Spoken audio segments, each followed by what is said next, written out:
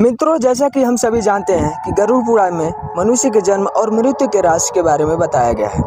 गरुड़ पुराण में बताया गया है कि मृत्यु की काल यानी कि समय है, और जब मृत्यु का समय निकट आता है तो जीवात्मा प्राण और देह का वियोग हो जाता है। हर एक मनुष्य जन्म और मृत्यु का समय निश्चित होता है, जिसे पूरा करने के बाद ही मनुष्य को मोक्ष की प्राप्ति होती है और वह पुनः दूसरे शरीर को धारण करता है। परंतु अब यह सवाल उठता है कि जब किसी मनुष्य की अकाल मृत्यु हो जाती है तो उस जीवात्मा का क्या होता है और अकाल मृत्यु किसे कहा जाता है।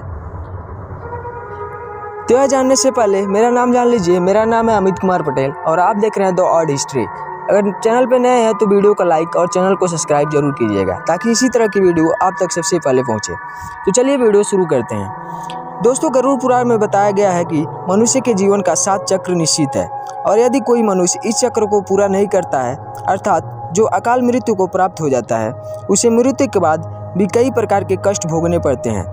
परंतु सबसे पहले यह जानना आवश्यक है कि अकाल मृत्यु क्या होता है, अर्थात किस तरह की मृत्यु को गरुड़ पुराण में अकाल मृत्यु की श्रेणी में रखा गया है। गरुड़ पुराण के सिंहावलोकन अध्याय में बताया गया है कि यदि कोई प्राणी भूख से पीड़ित होकर मर जाता है, या हिंसक प्राणी द्वारा मारा जाता है, या फिर गले में फांसी का फंदा लगाने से जिसकी मृत्यु हो जाती है, अथवा जो विष तथा अग्नि आदि से मृत्यु को प्राप्त हो जाता है, अथवा जिसकी मृत्यु जल में डूबने से हो जाती है, या सर्प के काटने से मर जाता है, या किसी दुर्घटना या रोग के कारण मृत्यु हो जाती है, वह अकाल मृत्यु को प्राप्त होता है। लेकिन दोस्तों, गरुड़ पुराण में आत्महत्या को सबसे निंदनीय और घृणित अकाल मृत्यु बताया गया है। इतना ही नहीं, भगवान विष्णु हत्या को परमात्मा के अपमान करने के समान अपराध बताया है। साथ ही गरुड़ पुराण में विष्णु ने बताया है कि जिस मनुष्य अथवा प्राणी की मृत्यु प्राकृतिक होती है, वह 3, 10, 13 अथवा 40 दिन के अंदर दूसरा शरीर धारण कर लेता है।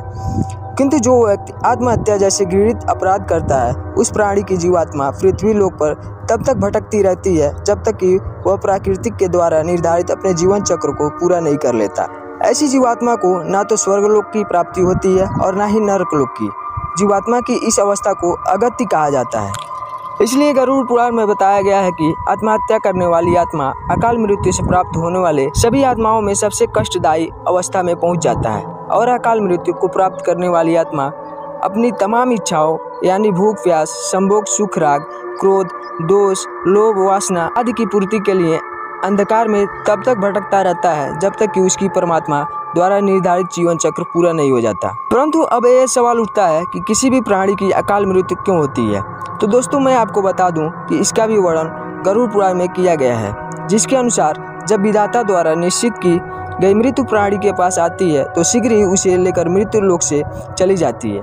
प्राचीन काल से ही वेद का यह कथन है कि मनुष्य 100 वर्ष तक जीवित रहता है, किंतु जो व्यक्ति निंदनीय काम करता है वह शीघ्र विनष्ट हो जाता है। जो वेदों का ज्ञान न होने के कारण वंश परंपरा के सदाचार का पालन नहीं करता है, जो आलस वश कर्म का परित्याग कर देता है, जो सदैव त्याज्य कर्म को सम्मान देता है, जो जिस किसी घर में भोजन कर लेता है, और जो पराई स्त्री में अनुरक्त रहता है, इसी प्रकार के अन्य महादोषों से मनुष्य की आयु क्षीण हो जाती है।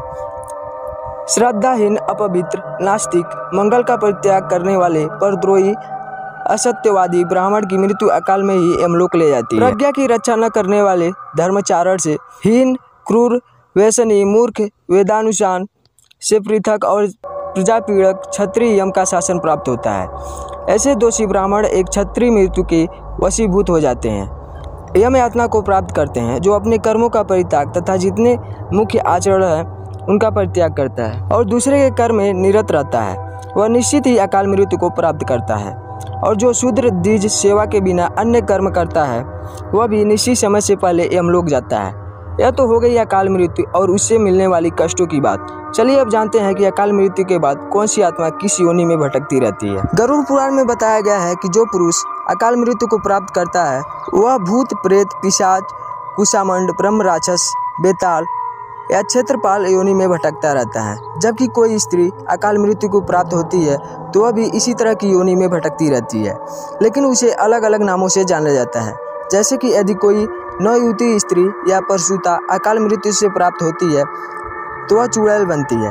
वहीं जब किसी कुंवारी कन्या की अकाल मृत्यु हो जाती है तो उसे देवी योनि में भटकना पड़ता है।